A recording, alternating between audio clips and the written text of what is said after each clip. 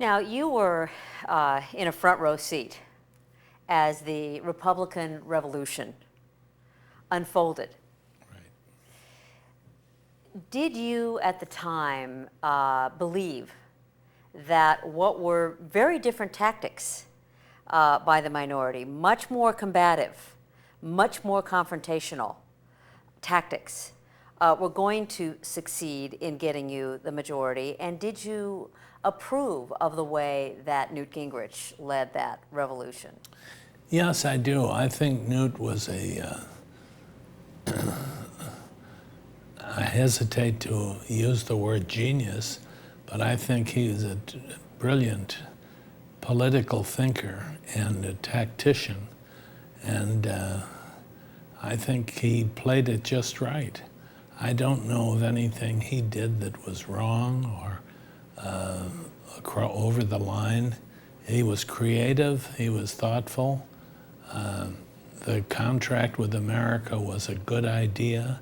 It focused public attention on an agenda that we thought was compatible with most American people.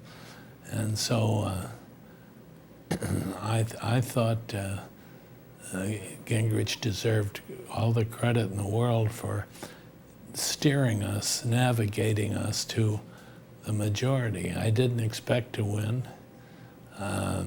Sometimes it's tough to handle prosperity, but I found myself as chairman of the Judiciary Committee, and the rest, as they say, is history. But you were talking earlier about, for example, there was a type of Republican, Bob Michel was a name that you mentioned, who was friends with Tip O'Neill.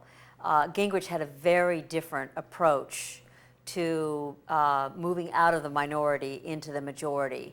Well, in watching all of that, what was your reaction to that kind of a change? Well, I feel more comfortable with Bob Michel singing the Whiff and Puff song, but achieving nothing. I shouldn't say achieving nothing. Bob is a remarkable mentor for many of us, but we nice guide ourselves into impotence. It wasn't until a hard-edged, aggressive, energetic counter thrust from Newt Gingrich that we achieved any stature or power. So the one was more comfortable, the other less so, but one was not successful and the other was. So it's hard to argue with success, I believe they say. And how do you think, looking back over these 12 years, how did your party handle power, the new power, after nearly half a century, at the beginning, and how is it handling it now? I found that the real power, of course, is in the leadership. They decide the direction we're going in and how we're going to do it and who's going to take us there. And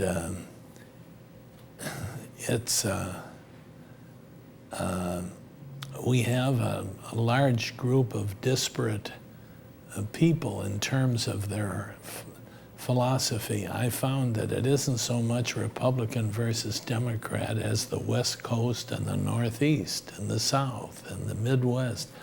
Each region has their own agenda, their own interests and concerns, and you have to be mindful of that. But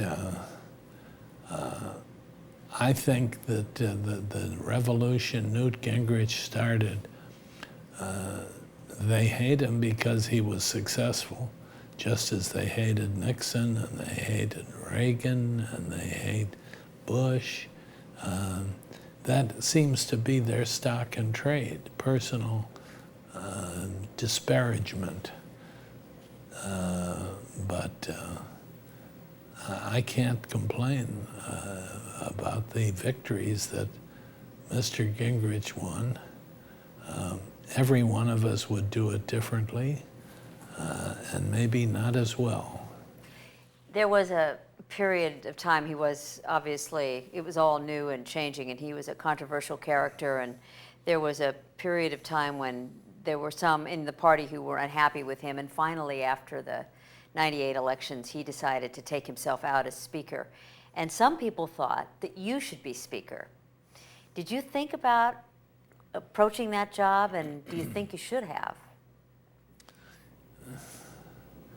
Well, I had heard that, and I was asked by some people, but I had more of an interest in some of the issues than I did in the administration, than I did in politics as such.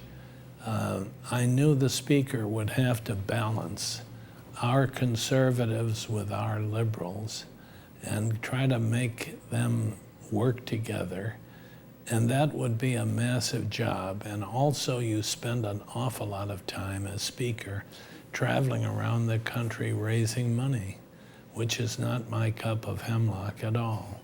So I decided I'd rather be pointing with pride and viewing with alarm from the hustings than to be Speaker.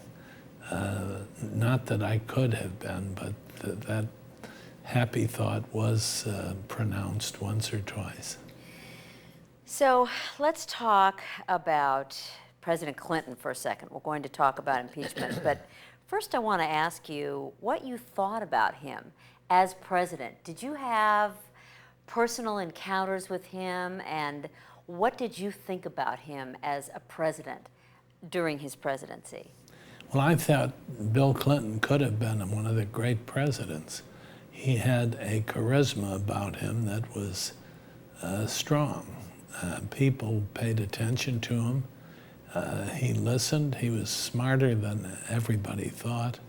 And I had no great quarrel with Bill Clinton.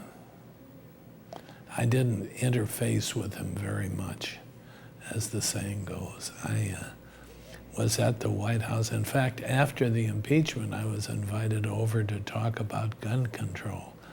And the president treated me as though nothing ever happened, and I treated him as though nothing ever happened between us. It was a remarkable tableau. So, as chairman of the House Judiciary Committee, you did indeed preside over the impeachment of President Clinton, and you had some very difficult choices to make, because after the 98 election, when the Republicans lost seats, some in the party blamed impeachment for that. Some in the party lost interest in pursuing the investigation of his conduct during the Monica Lewinsky affair, but you made the decision to go ahead. What fueled your determination at that time? It was a very difficult decision to make. When I got here, I'll never forget the invective that was directed towards Nixon.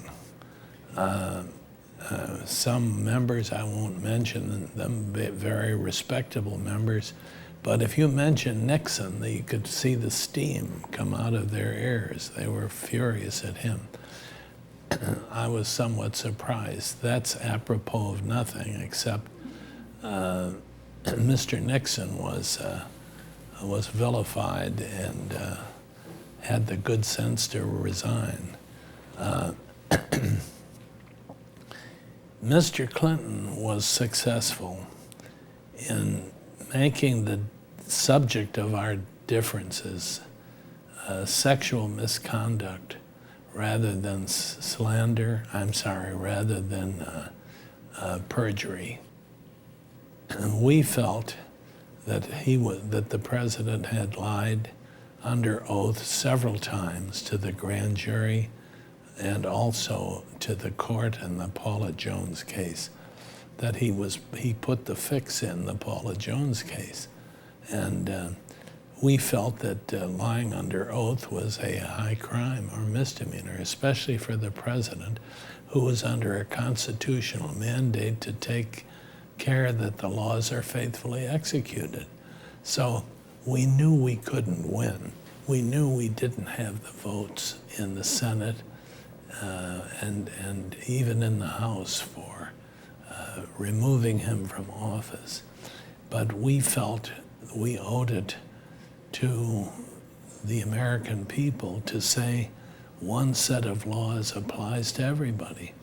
We had some 100 people in prison for the crime of perjury. And how could the president, who turned and looked in the camera and said, I had no relationship with that woman, that, of course, wasn't the issue. It was lying under oath. And so that's why we decided that we owed it to the institution to go ahead.